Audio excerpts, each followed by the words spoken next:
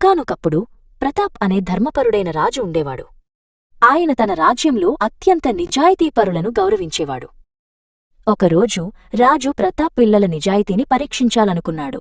ఆయన తన సేవకులను పిలిచి కొన్ని ప్రత్యేకమైన గింజలను ఇమ్మని ఆదేశించాడు. ఈ ఉడకబెట్టిన గింజలను రాజ్యంలో ఉన్న ప్రతి చిన్న పిల్లవాడికి ఇవ్వండి అని రాజు చెప్పాడు. 3 వారాల తర్వాత ఎవరి మొక్కలు బాగా పెరిగాయో చూడడానికి తిరిగి రమ్మనండి. రాము ఆ గింజలను తీసుకెళ్లి తన ఇంట్లో ఒక చిన్న కుండీలో నాటాడు. అతను ప్రతిరోజూ ప్రేమగా నీరు పోశాడు, సూర్యరశ్మి అందేలా చూశాడు. 3 వారాలు గడిచిపోయాయి. చుట్టూ ఉన్న పిల్లలందరి కుండీల్లో పచ్చని, బలమైన మొక్కలు పెరిగాయి. కాని రాము కుండీలో కేవలం మట్టి మాత్రమే ఉంది. రాము చాలా నిరాశపడ్డాడు. ఆ గింజలు మొలవకపోవడానికి కారణం ఏమిటో అతనికి అర్థం కాలేదు.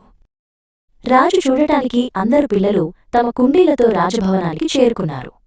అక్కడ రకరకాల ఆకులతో, పూలతో అందమైన మొక్కలు కనిపించాయి. రాము చాలా భయపడి తన ఖాళీ కుండీని దాదాపు దాచేసుకుంటూ గుంపు చివరిలో నిలబడ్డాడు. రాజు ప్రతాప్రాము దగ్గరకు వచ్చి, "ఏం జరిగింది చిన్నవాడా? నీ కుండీలో మొక్క ఎక్కడా?" అని అడిగాడు. రాము వణుకుతూ, "క్షమించండి రాజా, నేను చాలా ప్రయత్నించాను, కాని నా గింజలు మొలవలేదు" అని నిజం చెప్పాడు.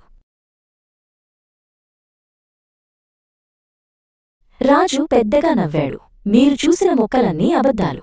నేను ఉడకబెట్టిన గింజలు ఇచ్చాను, అవి ఎప్పుడూ మొలవవు. నిజాయితీగా ఉన్న రాము మాత్రమే నా గౌరవాన్ని గెలుచుకున్నాడు" అని ప్రకటించాడు.